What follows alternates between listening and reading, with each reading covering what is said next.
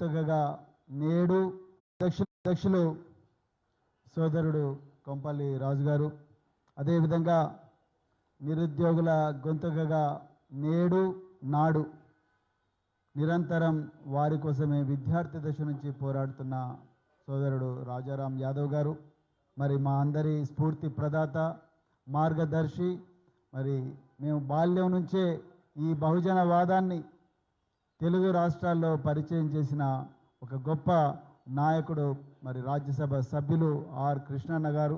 మరి వారు నిజంగా అనారోగ్యంతో ఉన్నప్పటికీ కూడా ఎన్నో సభలకు మరి వారు వచ్చి తన వాయిస్ ఇవ్వడం జరిగింది. వారికి నా హృదయపూర్వక ధన్యవాదాలు.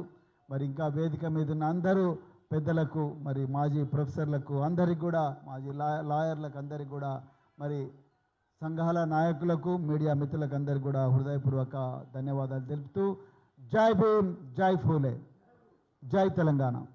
మిత్రులారా,